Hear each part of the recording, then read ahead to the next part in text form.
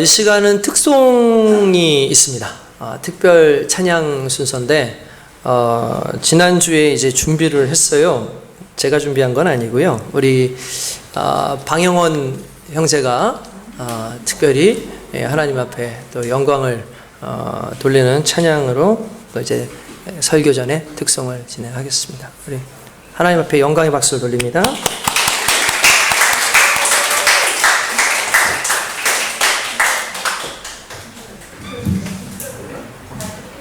마스크 벗고 하냐? 마스크 끼고 있어요 지금.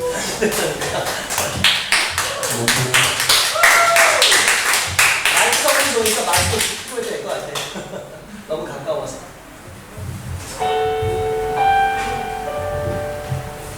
조금 올라오고. 마스크 안 끼니까 벗고 이러다가.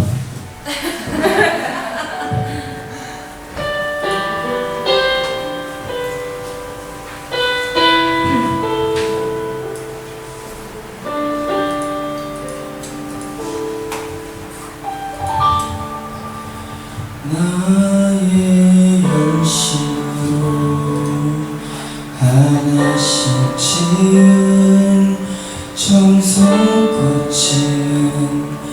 내 삶의 둥지 내 노력 내 열정이 담긴 내 귀한 보물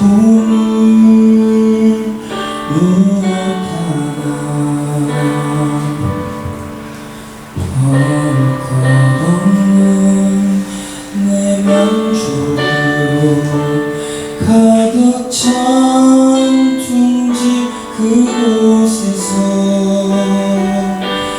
행복을 찾던 내 삶의 어느 날 폭풍이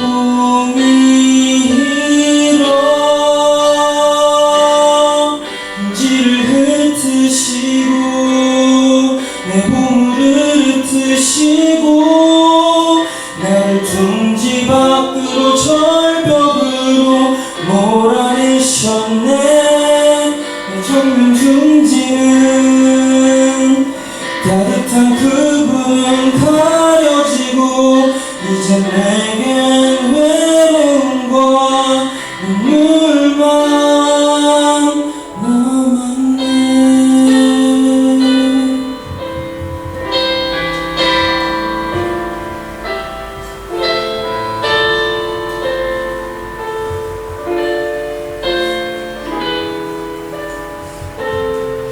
빈 마음 빈손으로 눈물로 찾아간 십자가 언덕 본 적 없고 이해할 수 없는 그 사랑에 내 지친 마음을 기대어 쉰다.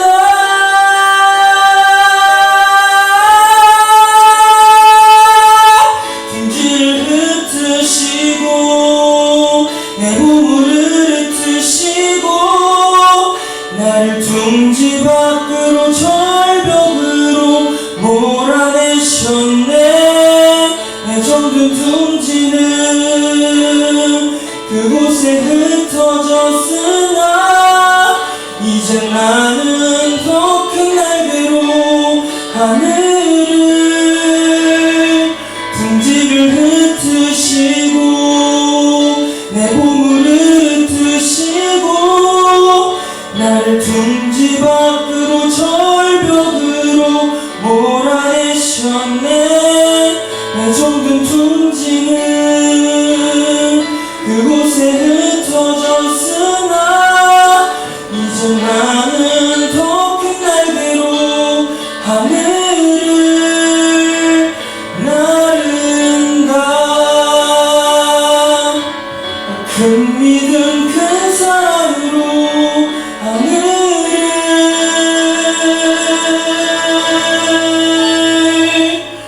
나른다.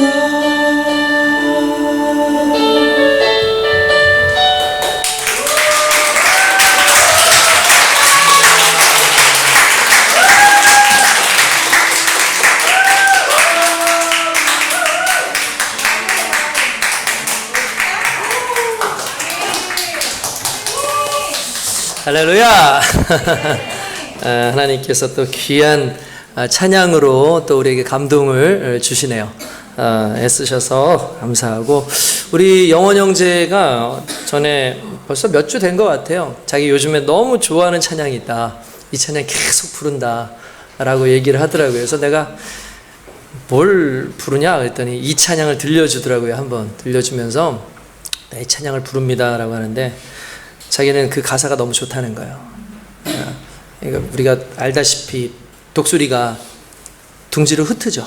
막 흩어요. 왜냐하면 둥지를 흩지 않으면은 그 날 생각을 안 해요.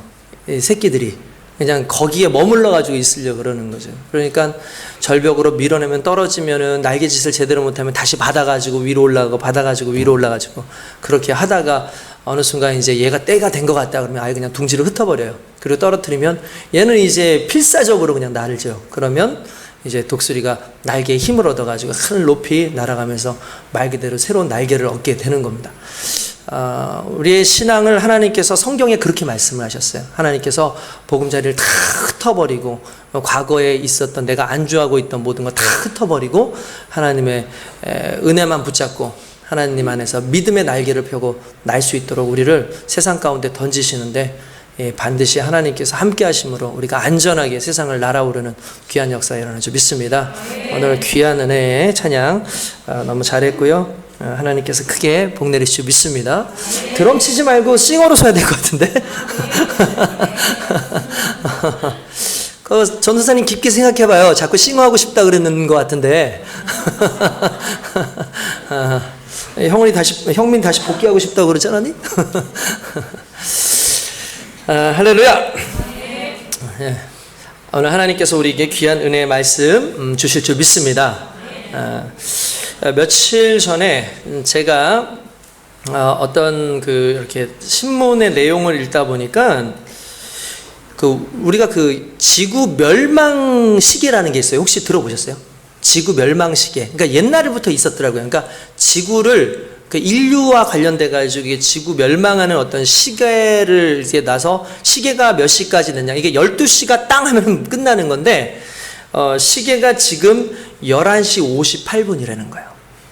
그러니까 학자들이 이렇게 같이 정한 거예요. 그래가지고 지금 지구의 시계가 11시 58분이라고 그렇게 되어 있더라고요. 그래서 제가 또다시 한번 인터넷에서 맞나? 해가지고 이렇게 한번 찾아봤는데 이미 100초를 진입했다라고 얘기가 나오는 거예요. 제가 그 이야기를 보니까 세상을 보는 눈이 조금 달라지는 거예요. 여러분도 아시겠지만 그린란드의 눈이 지금 만년설, 그린란드의 빙하들이 녹았대요, 많이. 그리고 만년설이 사라졌대요. 지금 만년설이 사라졌대요. 그리고 녹는 속도가 어느 속도보다 더 빠르다는 거예요.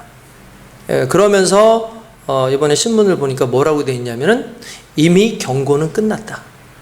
그러니까 더 이상 경고는 의미가 없고 이미 그렇게 되었다. 이제 앞으로 우리는 새로운 우리가 전혀 예상하지 못했던 어떤 삶을 경험하면서 살아야 될 것이다 라고 얘기를 하는 거예요. 이번엔 비가 엄청나게 오지 않았습니까? 이런 비가 내린 적이 옛날에 있을지 모르겠는데 이게 전국적으로 이렇게 내린 경우가 거의 이렇게 많지 않았었다라고 얘기를 하면서 이런 모든 영향들이 결국은 지구 온난화에서부터 시작된 것이다라고 하는 그런 이야기를 들었습니다. 확실한 건 지구가 위태하다라는 사실이고, 우리가 늘 이쯤이 되면은 우리 믿는 사람들은 항상 생각하는 것이 주님 오실 날이 멀지 않았구나라는 어떤 그런 위기와 함께 또 한편으로는 마라나타 주여 어서 오시옵소서라는 기대가 우리 삶 가운데는 있어요. 근데 주님이 만약에 오늘 오신다면, 주님께서 오늘 갑작스럽게 우리의 삶 가운데 오셔서 우리를 부르신다면 과연 나는 준비되어 있는 신부인가? 나는 정말 준비되어져서 하나님 부르시는 그때에 아무런 미련 없이 주님 앞에 설 수 있는 존재인가를 다른 사람에게 묻는 것이 아니라 우리 스스로가 우리 스스로에게 물어야 된다는 사실이죠. 그렇기 때문에 오늘의 예배를 드리는 우리는 하루하루의 예배, 하루하루의 삶에 대해서 이제는 그냥 주어진 시간 내가 그냥 알아서 살아가는 거, 또는 킬링 타임이라 그래서 그냥 이 시간을 어떻게 감당을 못 해가지고 게임하고 또는 세상 싸움에서 술 마시고 세상 가운데 사람들하고 수다 떨고 그냥 방탕하면서 그렇게 사는 것이 아니라 하루하루를 남겨진 하나님께서 우리에게 맡겨주신 그 삶에 대해서 책임지는 삶으로서 내가 기도하며 말씀 가운데 한 영혼이라도 더 구원하기 위하여 애쓰는 그 모습으로 살아갈 그러한 의무와 필요성이 우리에게 있다라는 사실을 우리가 먼저 깨닫길 원합니다.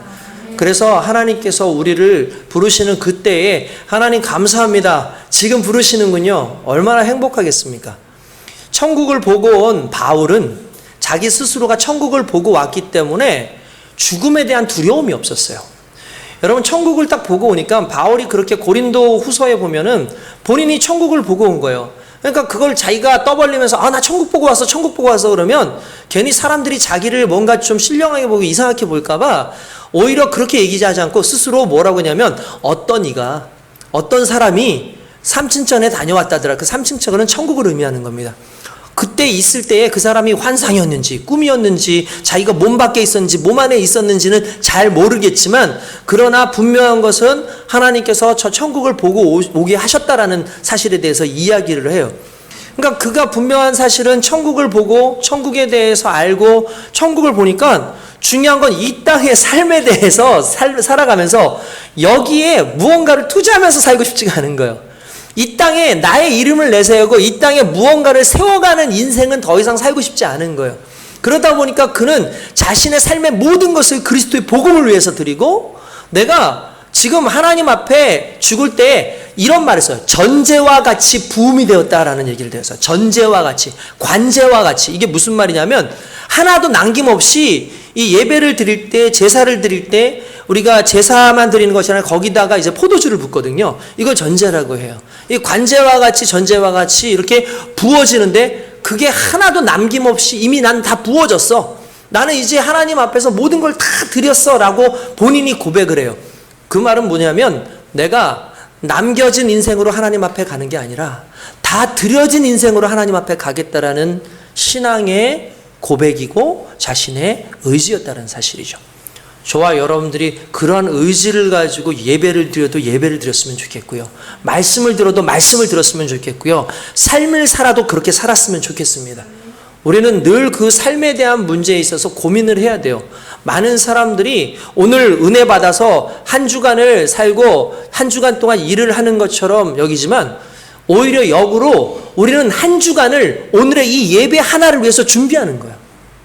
오늘의 이 예배에 하나님의 은혜와 하나님의 영광을 드러내기 위해서 또 한 주간을 은혜를 받기 위한 삶의 모습으로 그렇게 살아가면 중요한 건 오늘 주일의 예배가 여러분들에게 은혜가 될 뿐만 아니라 여러분들에게 힘이 될 줄 믿습니다. 그 은혜 속에서는 저와 여러분들에게 주님의 이름으로 축원드립니다. 할렐루야. 할렐루야. 우리 옆에 있는 분들한테 한번 이렇게 인사하겠습니다.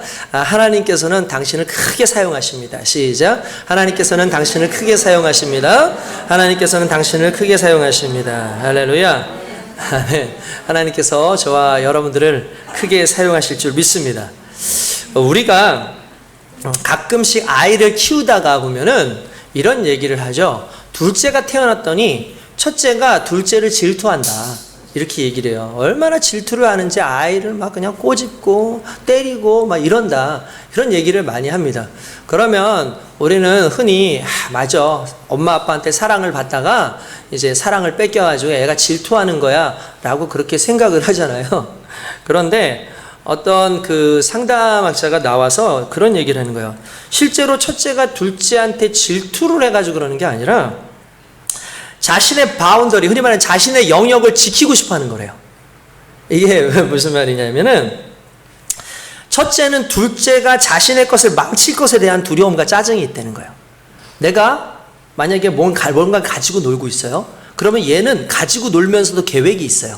이걸 이렇게 놔둬야 된다. 그러니까 이전까지는 이걸 엄마 아빠가 만지지 않아요. 그러니까 자기가 둔 자리에 그리고 자기가 놀고 싶을 때 항상 놀 수 있는데 어느 순간에 둘째가 태어나가지고 와가지고 그걸 만지는 거예요.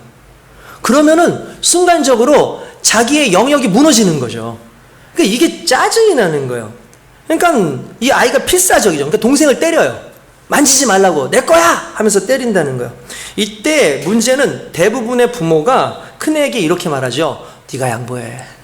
너 많이 가지고 놀았잖아. 너한테 이제 이거 안 어울려. 그러니까 애가 진짜 이상한 짓을 해요. 옛날에 가지고 놀지 않던 것도 갑자기 가지고 놀기 시작하고, 그거 안 가지고 노는데도 애가 만지려고 하면 가가지고 오게 하는데, 그럼에도 불구하고 이미 자기 거에 대한 소유에 대한 생각이 그 안에 있다라는 거예요. 그러면서 이제 아빠하고 엄마가 말하죠. 야, 다른 거 사줄게. 다른 거 사줄게. 그러지 않습니까? 그러면서 또 한마디 해서 너는 형이야. 이렇게 엄마가 이렇게 얘기하잖아요. 그러면 꼭 거기 아빠가 나와서 합세를 해서 이렇게 얘기합니다. 아빠가 늘 말하지만 엄마 아빠 없으면 네가 뭐다? 동생의 보호자다. 이렇게 얘기를 한다는 거예요. 그러니까 동생 챙겨야지 이렇게 얘기를 한다는 거예요. 실은 생각해보니까 저도 그렇게 얘기한 것 같아요. 순간 아이는 두 가지를 강요됐어요. 뭐냐면 하나는 소유의 박탈, 그리고 하나는 지금 가능하지 않는 동생의 보호자. 누가 첫째로 태어나고 싶어서 태어나겠습니까? 어느 순간에 태어나 보니까 첫째인데, 아이에게 동생은 갈수록 귀찮고 짜증나는 존재가 되는 거죠. 그러니까 이때 부모가 이 아이를 어떻게 대하느냐에 따라서 이 아이의 자존감이 달라진대요. 일단 첫 번째가 뭐냐면 이 아이의 소유권을 인정해 줘야 된다는 거예요. 그래서 이 소유권을 인정해 줘서 이거 맞아, 이거 네 거야, 이거 네 거 맞아. 그러니까 엄마가 옮길 테니까, 애기 옮겨 놓을 테니까 네가 잘 보관해놔, 이러면서 얘기를 해준다는 거예요. 그러면 소유가 인정이 되면, 놀라운 건 소유가 인정되면 나눔이 가능하대요.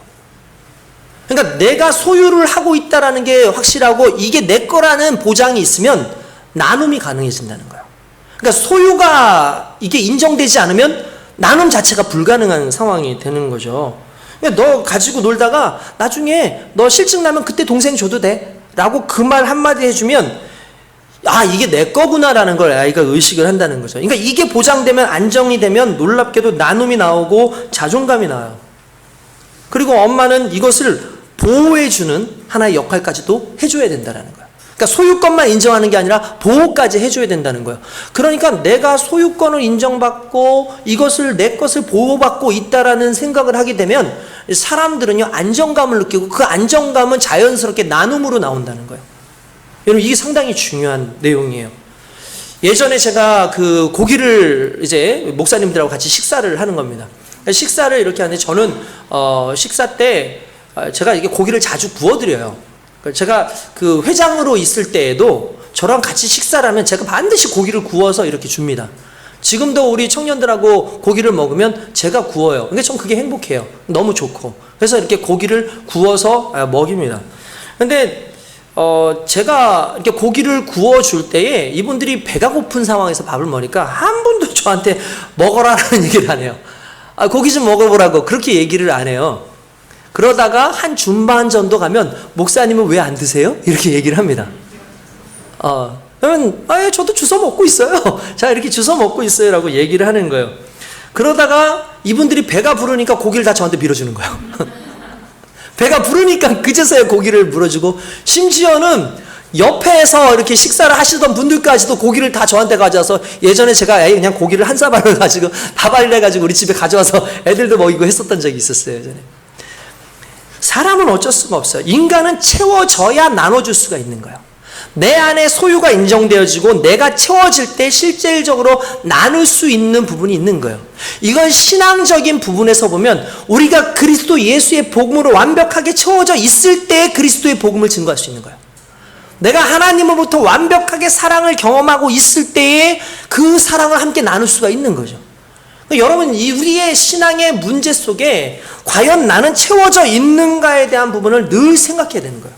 여러분, 인간은 채워져야 나눌 수 있습니다. 채워지지 않았는데도 나누라고 하면 나누는 것 자체가 가능하지 않아요.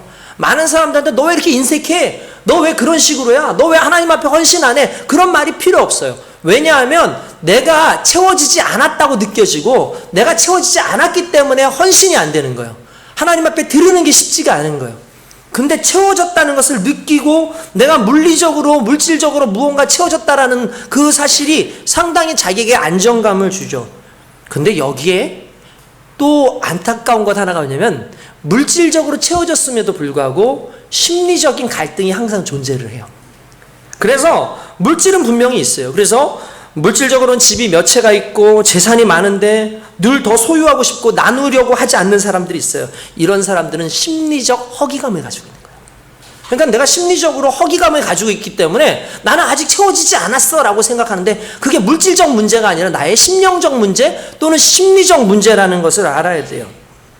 그럼 이제 우리가 깨달아야 되죠. 이런 사람은 물질적인 것은 아무리 채워도 채워지지 않습니다. 심리적인 것이 채워지기 전까지는, 우리 심령이 채워지기 전까지는 절대로 채워지지 않는 거예요. 진정한 가치가 채워지고 심리적인 갈증의 해소가 있을 때에만 나눔도 나오고 사랑도 나오는 거예요. 그러니까 무슨 말이냐, 내가 물질적인 것을 추구해서 물질적인 것을 채운다고 해서 내가 채워지는 것이 아니라, 결국은 내 심령 가운데 내가 비록 적지만, 내가 이것이 많지 않지만 부족의 개념이 아니라 만족의 개념, 풍족의 개념이 아니라 만족의 개념, 이건 심리적 용어거든요. 내가 심리적으로 하나님의 은혜에 대해서 만족하고 세상에 대해서 만족하고, 바울처럼 산춘천을 보고 왔더니 그 천국의 그 기쁨과 그 소유가 너무나 커서 더 이상 세상 가운데 이것이 나를 기쁘게 하지 않기 때문에 내가 이것을 과감하게 나누고 하나님의 영광에서 쓸 수 있다라는 그 믿음의 영역이 생기도록, 그렇게 체험되어야 되는 영적인 그러한 하나님의 채우심이 우리에게 필요하다는 사실입니다. 여러분 삭개오를 보십시오. 여러분 삭개오 잘 아시죠? 그는요 세리장이었습니다. 여러분 세리장이라는 말을 여러분들 이미 다 아시겠지만, 세리는 당시에 죄인의 대명사 아닙니까? 세리는 죄인의 대명사예요. 뭐 지금 우리가 어제 광복절을 맞이하지 않았습니까? 광복은 어디로부터 광복한 거죠? 우리가 일제로부터 광복을 한 거예요. 그 광복을 하기 전에 우리나라가 30년 넘게 일본에게 그렇게 압제를 당하고 있던 그 순간에도 여전히 일본 편에 붙어서 흔히 말하는 정말 매국노처럼 그렇게 살아갔던 사람들이, 수많은 사람들이 있었습니다. 그러니까 아무래도 일본은 우리 모든 한국에 있는 사람들, 조선 사람들의 것을 약탈해가지고 다 이렇게 가져와가지고 일본에다가 보내주는 사람이 있었는데, 이 당시에 세리가 그런 의미였어요. 로마의 식민지로 있었기 때문에, 로마의 식민지로 살고 있었던 이 이스라엘에서 세리장한테 이렇게 얘기합니다. 야, 세리에게 지금의 세무공무원은 어떤 공권력이나 이런 걸 가지고 있지 않잖아요. 그런데 이 당시는 그렇지 않아요. 세리에게 공권력을 줘요. 그래서 세금을 거두러 다닐 때 군사를 대동할 수 있어요. 그러니까 로마에서 그렇게 얘기합니다. 뭐 간단하게 예를 들자면, 넌 앞으로 1년에 나한테 100억씩을 갖다 내라. 그렇게 얘기하면 세리는 100억을 갖다 낼 의무 플러스 자기가 얼마나 걷든 상관이 없는 그런 보장이 되는 거예요. 그러니까 세리들이 그런 권력을 잡았는데 그냥 100억만 딱 걷겠습니까? 아니죠. 200억, 300억을 걷는 거예요. 그리고 사람들에게 그 로마에는 100억을 주고 나머지는 자기가 치부하는 거죠. 그러니 모든 사람들이 손가락질하고, 저 나쁜 놈, 저 매국노, 저 이 로마의 앞잡이, 그러니까 죄인 중에 첫 번째를 세리로 봤는데 그 세리 중에서도 세리장이에요. 그러니 이 삭개오라는 사람이 얼마나 정말 악랄한 그런 삶을 살았겠나라는 그게 먼저 생각이 되겠죠. 채워도 근데 허기져요. 왜냐하면 자기를 알아요. 자기는 죄인이에요. 자기는 분명히 유대인인데도 불구하고 아브라함의 자손이라고 인정받지 못하는 걸 본인이 알아요. 그러니까 물질적으로는 많은 것을 채웠는지 모르겠지만 자신의 심령 가운데 엄청난 허기짐이 있었다는 걸 발견하죠. 그러던 중에 예수님이 그 마을을 지나가는 것을 듣게 됩니다. 그도 예수님을 만나고 싶었어요. 그의 마음 가운데도 예수님이 메시아라는 그 사실은 기대함이 있었어요. 그러나 나 같은 인간을 과연 저분이 만나 주실까? 나 같은 이런 죄인을 저분이 상종이나 해주실까라는 생각을 했겠죠. 그래서 차마 예수님께 다가가지 못하고 보고 싶었기 때문에, 키가 또 작았기 때문에 성경에는 뽕나무라고 되어 있는데 실은 우리 해석상 뽕나무지 실제는 좀 이렇게 대추야자 비슷한 그런 나무예요. 그런 나무 위로 올라가서 예수님을 이렇게 지나가시기를 바라보고 있었습니다. 근데 솔직히 예수님이 누군지 몰라요. 그렇지 않습니까? 많은 사람들이 지나갔는데 예수님 뭐 우리가 지금처럼 텔레비전이 있어가지고 텔레비전 보면서 아, 이 사람이 이 사람이구나 이걸 아는 것도 아니잖아요. 근데 얼추 예수님인 것 같긴 한데 예수님을 보지만 예수님한테 다가갈 엄두가 안 나는데 놀라운 건 예수님이 삭개오를 봤다는 거예요. 그리고 삭개오에게 이렇게 얘기하죠. 그의 이름을 정확하게 부르면서 삭개오야 내려와라. 오늘 내가 너의 집에 머물러야겠다. 삭개오가 놀랬어요. 흥분했어요. 후다닥 내려와서 주여 가시죠. 저희 집으로 모시겠습니다. 아마 주변 사람들 욕했을 거예요. 저 사람이 누군 줄 알고, 야, 저 사람이 누군 줄 알고, 저 예수는 도대체 저 사람이 누군 줄 알고 저렇게 다니는 거야? 왜 그의 집에 머물겠다는 거야? 저 사람 이상한데 라고 했을지 몰라요. 그런데 삭개오는 기쁜 마음으로 예수님을 모시고 들어갑니다. 예수님 와서 말씀을 증거하시고 그의 애를 위로하시죠. 그때 중요한 건 삭개오가 뭐라 그런 줄 아십니까? 주여 내 재산의 절반을 잘라서 가난한 자들에게 나누겠습니다. 주님, 내가 만약에 남들에게 토색해서 간단해서 강제적으로 말도 안 되는 그 금액을 증액한 것이, 증취한 것이 있다면 내가 4배나 갚겠습니다. 그때 예수님께서 이렇게 얘기하죠. 야, 여기에 아브라함의 자손이 있다. 여러분, 이건 물질적 만족의 문제가 아니었잖아요. 그의 삶 가운데 정말 비어져 있었던 그리스도 예수가 그 안에 들어오고 그리스도의 생명이 그에게 들어오고 그리스도가 그를 인정하시고 그리스도가 그의 주인이 되어주는 순간 중요한 건 나의 모든 것이 하나님의 것임을 인정하게 되고 하나님 원하시는 데에 자연스럽게 나눠지게 된다는 사실이에요. 오늘 우리의 심령 가운데 가장 중요한 것은 채워짐입니다. 우리에게 채워짐이 있어야 돼요. 많은 친구들이, 많은 사람들이 예배를 드림에도 불구하고 왜 이렇게 채워지지 않지? 예배를 드림에도 불구하고 왜 이렇게 내 마음에 기쁨이 없지? 예배를 드리고 분명히 오늘 신앙생활을 한다고 생각하는데도 왜 내 삶은 날마다 곤고하지? 그러면 간단하게 생각하시면 됩니다. 내 안에 그리스도 예수가 없는 거야. 내 안에 그리스도의 복음이 없는 거예요. 내 안에 그리스도의 위로와 그리스도의 채워짐이 없다 보니까 와도 만족함이 없는 거죠. 과연 내 안에 어떤 일이 있기 때문에 도대체 그러는 것인가? 예수님께서 하루는 사마리아를 지나가십니다. 원래 사마리아를 잘 안 지나가요, 이스라엘 사람들은. 왜냐하면 사마리아 사람들은 이스라엘의 피를 가지고는 있지만 온전하게 100% 이스라엘 피를 가지고 있는 사람들이 아니라 실은 혼혈이 되었어요. 그래서 이방인의 피와 섞여져 있기 때문에 유대인들은 그런 걸 상당히 중요시 여기거든요. 그래서 우리는 하나님의 백성이야. 우리는 하나님께 선택받은 선민이야. 그래서 순수성을 가지고 있어야 돼. 이 혈통의 순수성이 있어야 돼. 라고 그걸 자랑하는 사람들이기 때문에 사마리아 지역을 지나치지 않아요. 근데 예수님께서 하루는 사마리아를 지나가고 수가성이라고 하는 그 수가성의 우물가를 지나가게 되십니다. 제자들이 무엇인가 먹을 것이 있는가 돌아다니는 중에 예수님께서 그 우물가에 앉아 계시는데 어떤 한 여인이 옵니다. 그 여인이 물을 기르는 동안에 예수님께서 이렇게 얘기하죠. 미안하지만 나한테 물 한 잔만 주실 수 있겠소? 라고 얘기를 하죠. 그러니까 그 여인이 딱 보니까 행색을 보니까 유대인이에요. 그러니까 이렇게 얘기합니다. 당신이 유대인인데 어찌 나에게 물을 달라고 하십니까? 라고 얘기를 합니다. 그랬더니 예수님이 뜬금없이 이런 얘기를 해요. 만약에 네가 내가 누군지 알았다면 너는 나에게 오히려 영원히 목마르지 않는 그 물을 달라고 했을 거다. 이게 갑자기 뜬금없이 이런 얘기를 하잖아요. 이게 도대체 무슨 말이지? 그러니까 갑자기 또 이렇게 합니다. 가서 네 남편을 데려와라. 그러니까 이 여인이 뭐냐면 저는 남편이 없습니다. 라고 얘기합니다. 그러니까 예수님께서 맞다. 너가 남편이 많이 있었는데 그때마다 바뀌고 하다가 지금 있는 네 남편도 실은 네 남편이 아니야. 라고 얘기하죠. 제가 보기엔 이게 아마 이스라엘의 계수제도 때문에 나타났던 어떤 일이 아닐까라고 생각을 하는데 어떤 분들은 그 여인이 그 당시 시대적으로 좀 방탕하고 문란한 여인이 아니었던가라고 얘기하는 사람들도 있습니다. 근데 그가 예수님께서 주시는 말씀을 듣기 시작해요. 그게 무언가를 계속 얘기하니까 뭔가 채워지는 느낌이 오는 거예요. 그리고 그가 메시아를 만났다는 사실을 알게 됐어요.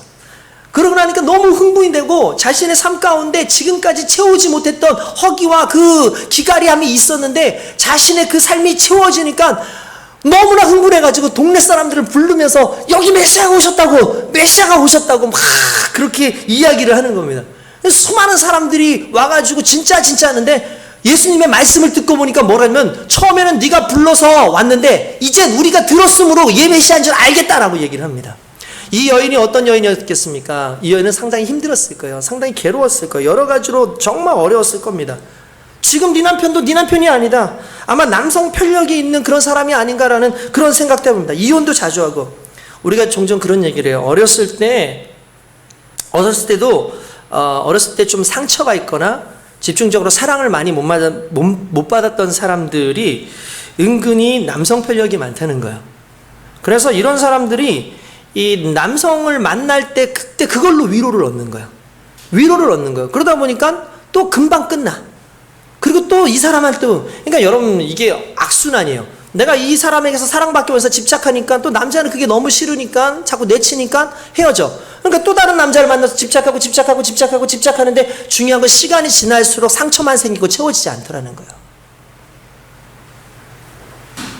그런데 그녀에게 있어서 예수님은 그 모든 걸 종식시키는 진정한 복음이었던 거예요. 그는 심리적으로 채워졌을 뿐만 아니라 영적으로 채워졌죠.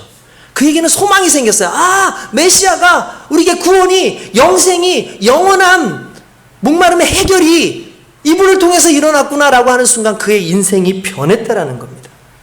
여러분, 삶의 악순환 가운데 채워지지 않는 자신의 삶을 한번 뒤돌아볼 때에 솔직히 물질적인 것이 아니라 사람의 관계가 아니라 실제로 우리 속에 하나님의 영이, 그리스도의 복음이 진정 하나님께서 우리로 하여금 저 영원한 하나님의 그 사랑을 공급해 주실 때에 실제로 우리에겐 치료가 일어나게 되는 줄 믿습니다. 여러분, 예수님을 만나면 해결이 돼요.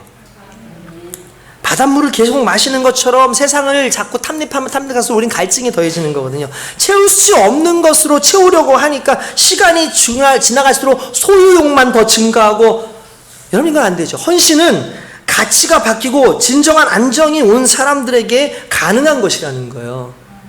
그러니까 우리 속에 채워짐이 있어야 돼요. 근데 문제는 채워지지 않는 우리의 속사람이 있는데 그걸 우리 스스로가 점검하지 않고 그냥 평생 그렇게 살아간다는 거예요. 왜 채워지지 않는지도 모르고 내가 도대체 무엇을 채워야 되는지 모르고 산다는 거죠. 왜 채워지지 않을까요? 두 가지겠습니다. 일단 첫 번째, 우린 먼저 우리 스스로 채우려는 노력을 안 해요. 왜냐하면 무엇을 채워야 되는지 모르기 때문에. 그건 세상 사람들이 그럴 수 있어요. 근데 더 놀라운 건 예수를 믿고 예수로 말미암아 채울 수 있다는 걸 아는 우리도 채우려는 노력을 안 한다는 거예요. 이건 충격입니다. 답을 알고 복음도 아는데 그걸 채우려고 하지 않는 우리의 게으름, 보이지 않는 하나님보다 보이는 물질이 나를 더 채워줄 거라고 하는 세상 속에 살다가 변화됐음에도 불구하고 여전히 세상적으로 살아가는 나의 이 생각이 바뀌지 않는 이상, 나의 태도가 바뀌지 않는 이상 우리는 계속해서 갈망하고 갈증할 수밖에 없다라는 거예요. 기도하지 않으면서 뭔가 이루어질 줄 믿습니다. 말씀 읽지 않으면서 내가 말씀대로 살 것처럼 생각합니다.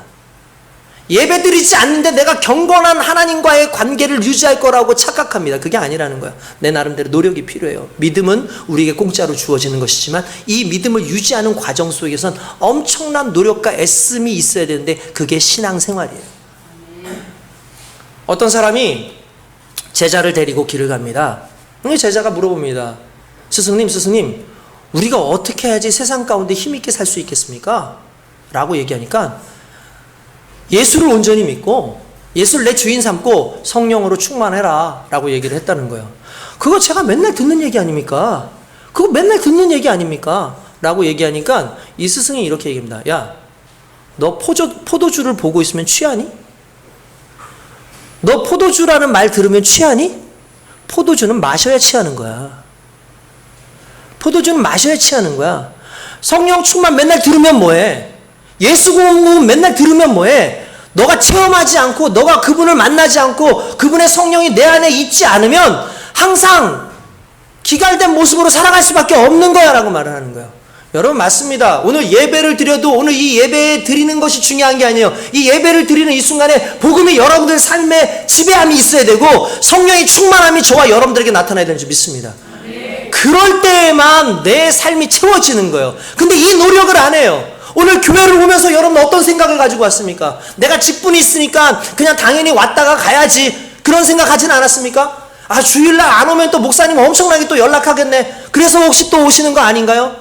그냥 습관적으로 오는 것 아닙니까? 아니에요. 교회는 올 때 내 비어진 이 공간에 성령으로 채우겠다는 기대감과 확신을 가지고 와야 돼요. 그러면 하나님께서 채워주신다는 사실이죠. 여러분 1차적으로 그것이 필요해요. 그런가 하면 우리의 속사람이 채워지지 않는 또 하나의 이유가 뭐냐면 오늘 제목과 같은 것인데 우리가 채우고 채워도 우리의 심령 주머니가 구멍이 나 있어요. 분명히 노력해요. 애써요. 그런데도 채워지지가 않는 거예요. 그 말은 무슨 말이냐면 내 인생에 그것을 채울 만한 내 인생의 태도나 인생의 믿음의 주머니가 구멍이 나 있는 거예요. 그러니 아무리 갖다 부어도 아무리 기도를 해도 아무리 말씀이 들어도 옛 생각, 옛 생활로 계속해서 살 수밖에 없는 그런 모습인 거죠. 그래서 구멍난 전대를 수선하는 것처럼 우리의 구멍난 심령에 성령의 바느질이 있어야 될 줄 믿습니다. 채워야 돼요. 그걸 다 묶어야 돼요. 우리의 믿음도 묶어야 되고 우리의 태도도 묶어야 됩니다. 여러분, 우리가 믿음뿐만 아니라 우리의 태도도 상당히 중요합니다. 믿음을 담기 위한 우리의 태도가 있어야 돼요. 믿으십니까?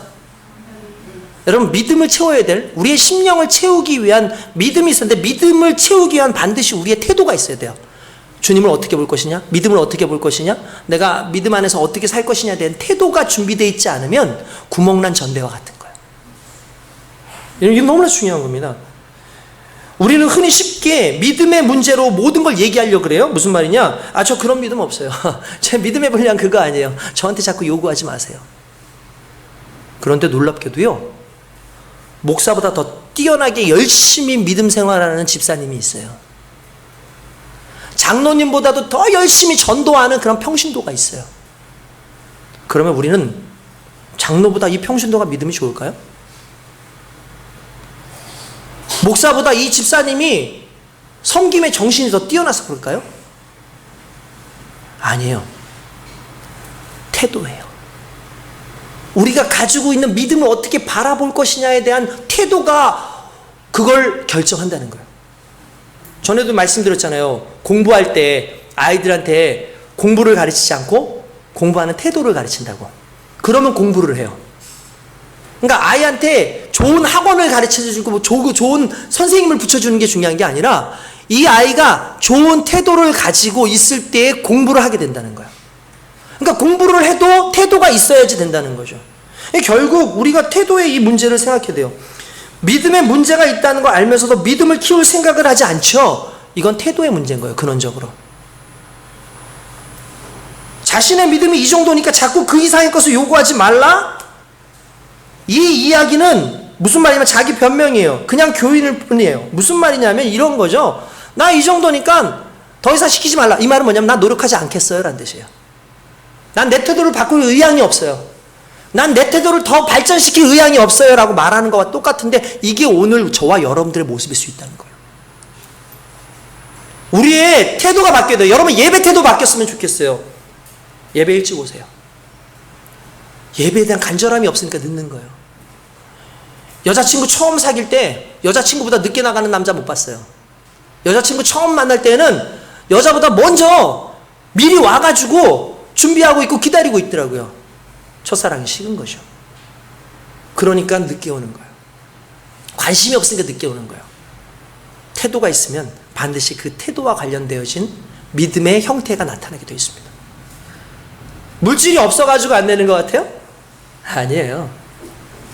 우리의 삶 가운데 그것을 왜 해야 되는지를 모르는 거예요. 내 마음이 없고 내 태도가 없는 거예요. 우린 그 부분을 생각을 해야 된다는 거예요. 믿음만큼 중요한 건 믿음을 간직할 수 있는 태도라는 거죠. 이게 중요합니다. 맡겨졌으면 훈련해야 됩니다. 맡겨졌으면 해야 됩니다. 제가요, 청소년 축구를 처음 시작할 때가 2004년도였어요. 여러분도 그때 아시겠지만 제가 그때 처음 축구를 시작했어요. 아시죠? 우리 교회 사람들 알잖아요. 제가 축구를, 많은 사람들이 그래요. 아, 어렸을 때부터 축구하셨어요? 뭐 혹시 뭐 축구 이렇게 어렸을 때 뭐 이렇게 축구부 하셨어요? 제가 뭐 자격을 가지고 있고 뭐 이렇게 하니까 아, 어렸을 때부터 축구하셨나 봐요. 그렇게 얘기를 해요. 그래서 그때 얘기 안 해요. 아, 그런가 보다 그냥 생각하게 하지. 그런데 여러분들, 제가 전에도 한번 얘기했는지 모르겠는데 저 정말 힘들었어요. 왜냐하면 아이들한테 이렇게 얘기했죠. 야, 너희도 우리 교회 나올래? 그러면 축구부 만들어줄게요.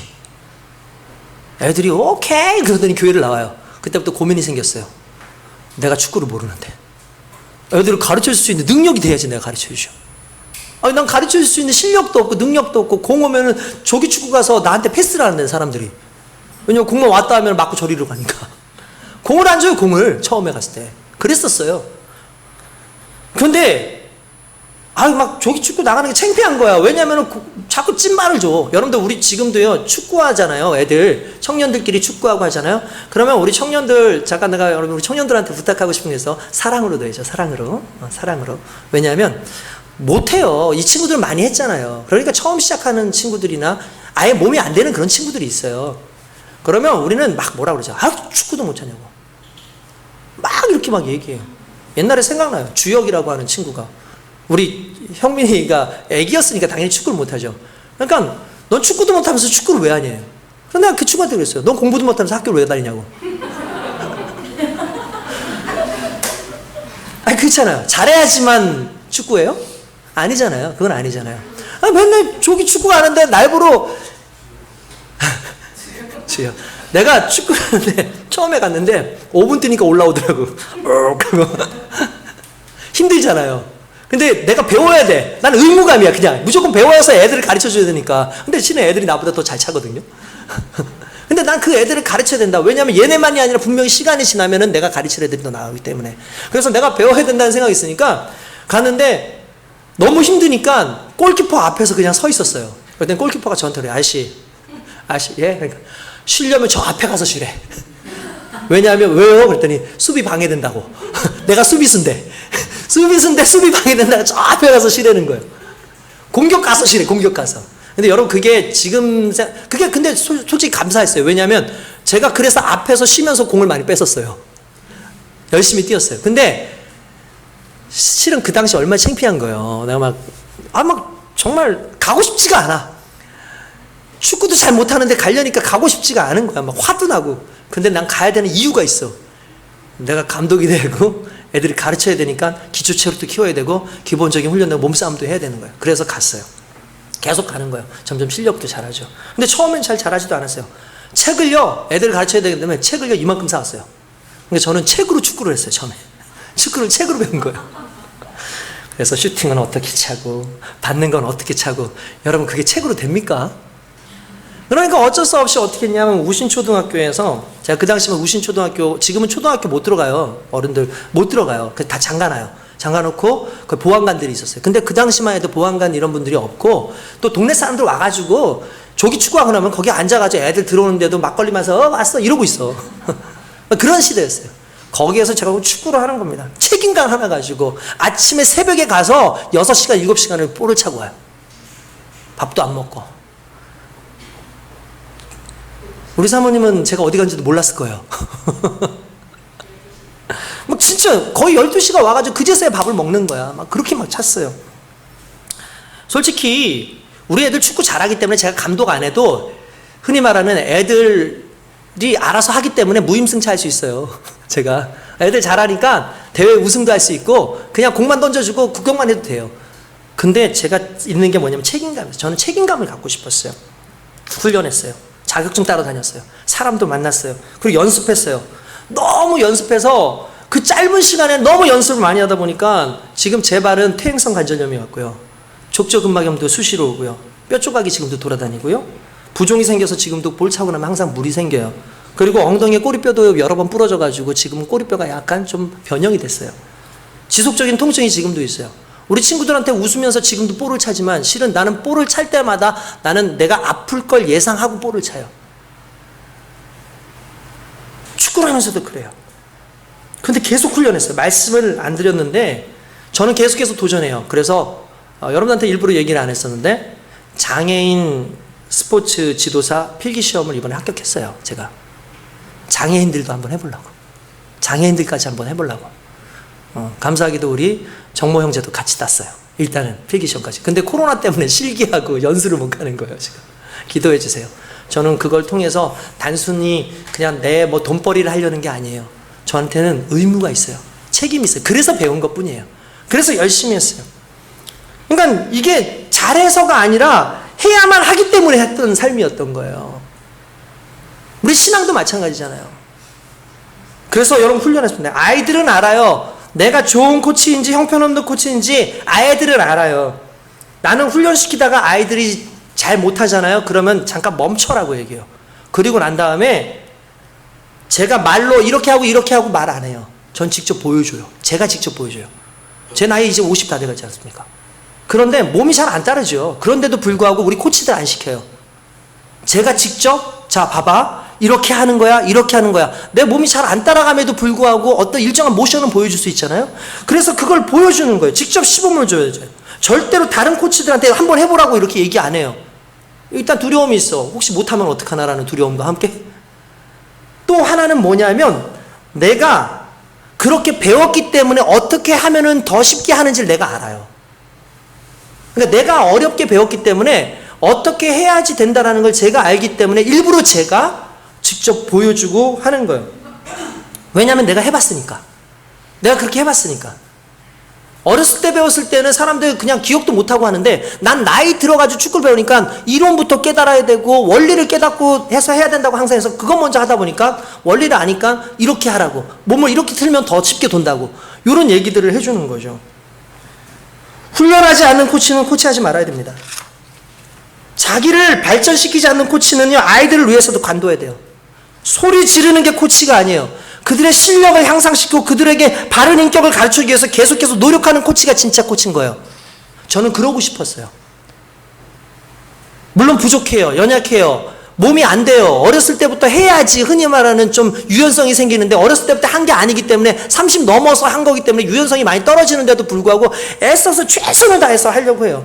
좋은 전술이나 좋은 기술을 있어도 내가 감당할 수 없으면 안 되잖아요. 내가 감당하기 위해서 노력을 하잖아요. 그게 태도예요. 그리스도의 복음이 우리 가운데 오고 하나님의 우리 은혜가 우리 가운데 와도 이걸 지켜내기 위한 우리의 태도, 우리의 책임감, 우리의 애씀이 없으면 신앙생활 10년을 해도 20년을 해도 30년을 해도 똑같아요. 항상. 그렇기 때문에 우리가 무엇을 봐야 되냐면 혹시 내 인생 가운데 내 10년 가운데 구멍난 전대가 있지 않나. 구멍난 전대라는 건 다른 게 아니라 우리의 태도예요. 우리의 태도가 구멍나 있지 않나. 우리의 정신 상태가 우리의 책임감이 구멍나 있지 않나. 목사면 목사로서, 권사면 권사로서, 집사면 집사로서, 성도면 성도로서의 태도가 있어야 되고 하나님께서 맡겨주신 어떠한 그러한 책임감을 가지고 이 내가 책임감을 지키기 위해서 더욱더 노력하고 애쓰는 모습이 반드시 있어야 믿음을 지켜낼 수가 있는 거예요. 그리스도의 복음이 성령이 우리 가운데 역사할 수 있도록 끊임없이 우리에게 힘을 주시는 그 하나님을 우리의 삶 가운데 모실 수 있는 능력이 바로 거기에서부터 나타난다는 거예요. 믿음 운운하지 마세요. 믿음이 없어서가 아니에요. 믿음을 담을 만한 그릇이 안 되는 거예요. 믿음을 담을 만한 노력이 없는 거예요. 기도하지 않잖아요. 근데 뭐 예배 드리지 않으면서 뭐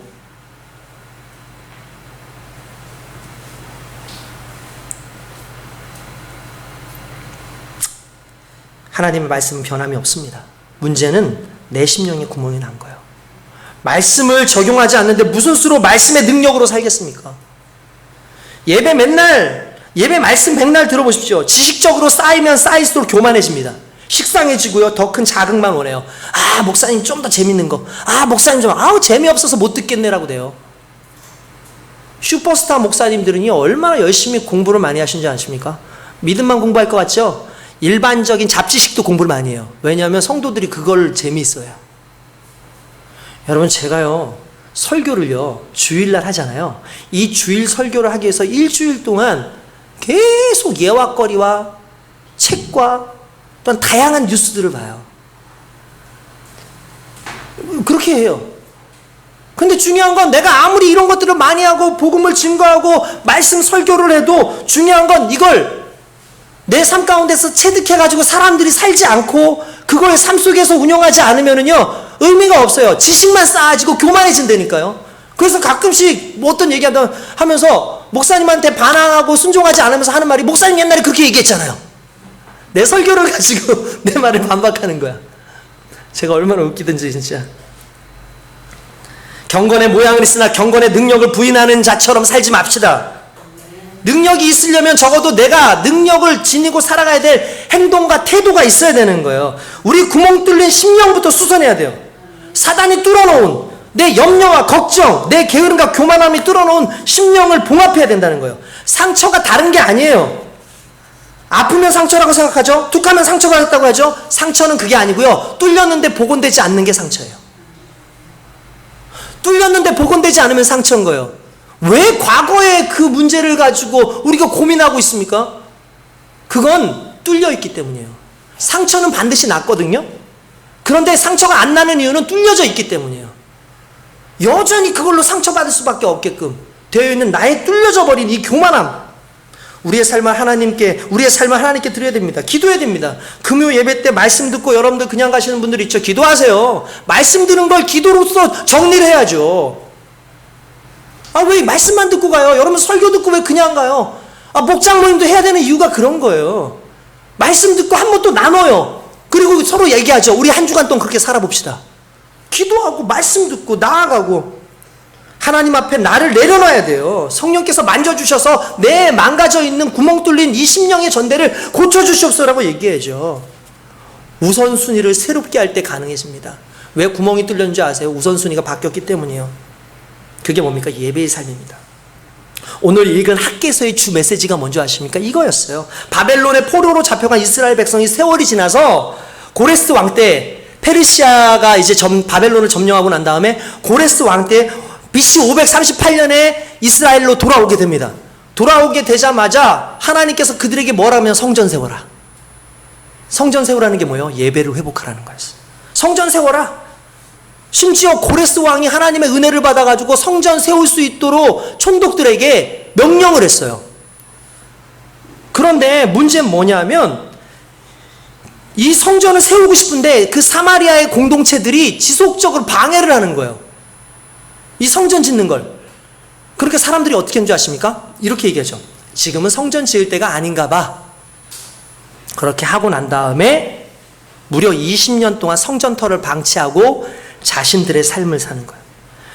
성전 짓는 것이 진전이 없으니까 다들 자신의 삶의 문제에 힘과 물질을 쏟기 시작하는 거예요. 이때 학개가 그들을 질책하고 그들이 하나님께 은혜와 복을 누리지 못하는 것은 너희가 마치 아무리 부어넣어도 뚫린 전대처럼 그렇게 사는 삶을 사는 이유는 뭐냐면 성전이 방치되어 있기 때문이야.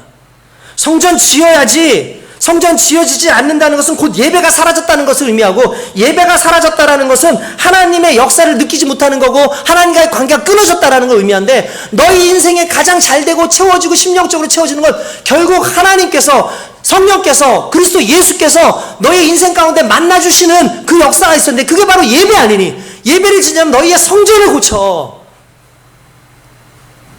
여러분, 이건 정말 대단한 거죠. 예배가 사라집니다. 이 상태를 표현한 것이 바로 구멍 뚫린 전대인 거예요. 하나님의 복이 다 빠져가 버리는 이유는 예배의 부재였어요. 하나님의 영광의 부재입니다.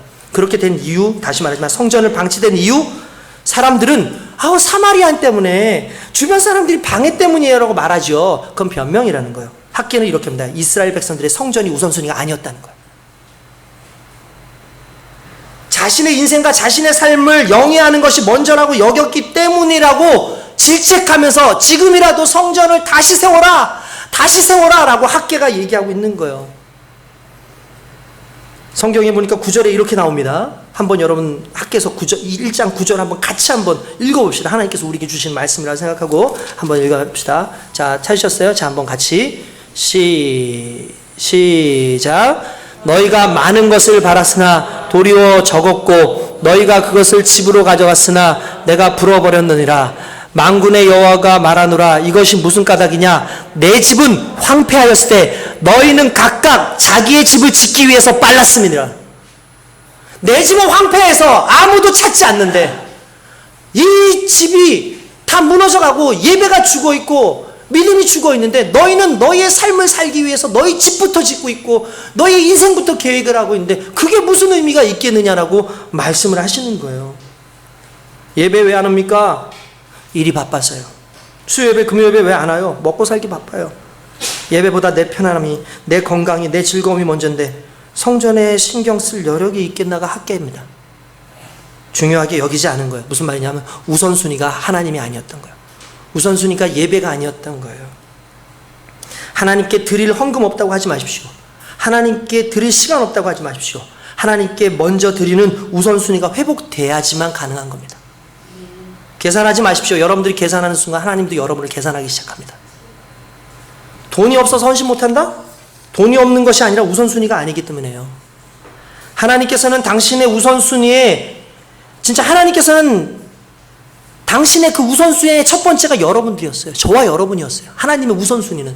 근데 우리는 하나님의 우선순위가 아니에요. 하나님은 우리가 우선순위였기 때문에 당신의 아들을 십자가에 못 박혀 죽이면서까지 우리를 사랑하세요. 근데 우리는 하나님의 우선순위가 아닌 거예요. 큰 교회라서 헌신 많이 할 것 같죠? 그렇지 않아요. 우리 처남네가 다니는 어떤 교회가 있어요. 그 어머니와 그 처남댁이 분노를 해요. 왜 그러냐 그랬더니 헌금 시간에 주머니에서 1,000원을 내더래요. 그 여자분들이 1,000원을 내더래요. 주머니에서 빼가지고 1,000원을 내더래요. 그러면서 이렇게, 우리 교회 크니까 내는 사람 많아, 괜찮아 하면서 1,000원을 내더래요. 그리고 난 다음에 예배 끝나고 난 다음에 카페에 가서 5,000원짜리 커피를 마시더래요. 그래서 그렇게 생각했대요. 이 교회가 안 망하는 게 참 희한하다. 당연하죠. 교회는 하나님의 전인데 하나님이 세운 거지 사람들이 돈 냈다고 안 냈다고 망해요? 아니에요. 그렇지 않아요. 근데 그들의 태도가 그래요. 그게 그들의 태도였던 거예요. 태도부터 고쳐야 돼요. 말부터 고쳐야 돼요. 우선순위부터 고쳐야 돼요. 예배가 먼저입니다. 그리고 하나님은 오늘날 우리에게 이렇게 얘기하시죠. 하나님의 성전과 우상이 어찌 일치되리요? 우리는 살아계신 하나님의 성전이라. 우리가 성전이래요. 이제 우리가 회복돼야 돼요. 우리가 지어져야 돼요. 우리의 태도가 하나님의 은혜 가운데 우선순위가 하나님의 성전으로서의 기능이 우리의 삶의 우선순위가 돼야 돼요. 그래야 믿음도 생기고 그래야 하나님의 영광도 채워지고 온전한 은혜가 우리 가운데 있는 줄 믿습니다. 우리 내 몸을 세웁시다. 내 정신 세웁시다. 내 태도를 세웁시다. 내 삶이 성전이라는 걸 깨닫고 이 성전을 세우기 위해서 애쓰고 노력합시다. 그때 예배가 삽니다. 이게 내가 강해지는 방법이고 하나님이 계시는 이유고 하나님 계시면 진정한 기쁨과 채워짐이 있습니다. 그때 나눔이 나타나는 거예요. 저와 여러분들이 주님 안에서 세워져 가기 위하여 오늘도 우리의 삶 가운데 우선순위가 온전히 하나님이길 원합니다. 결국 학계의 이 질책 이후에 이스라엘 백성들이 너무 감사하게도 회개합니다. 그리고 성전을 4년 만에 완공합니다. 저와 여러분들이 하나님의 말씀을 듣고 목사님 무슨 그런 하나님의 말씀을 듣고 목사님 정말 나 힘든데 이게 아니라 그래 세워보자. 주님께서 우리에게 말씀하시는 이 명령 안에 나를 철저하게 내려놓고 뚫린 내 전대를 채우기 위해서 우선순위를 하나님께 두자 라고 한다면 오늘 저와 여러분들은 하나님의 영광이 되어지고 진정한 승리와 기쁨을 누리게 될 줄 믿습니다. 기도하겠습니다. 우리 이 시간에 기도할 때 하나님 왜 이렇게 채워지지 않았을까요? 일단 구하지 않았죠. 노력하지 않았죠. 애쓰지 않았죠. 근데 애썼어요. 노력했어요. 그런데도 왜 그럴까요? 그건 내 인생의 전대가 뚫렸기 때문입니다. 오늘 성령께 나의 뚫려져 있는 전대를 드립니다. 오늘 성령께 망가져 있는 내 심령을 드립니다. 성령이여 구멍난 내 가슴을 메워주시옵소서. 나의 태도를 온전히 돌려주시고 주님 앞에 온전히 세워져 갈 수 있도록 인도하여 주시옵소서.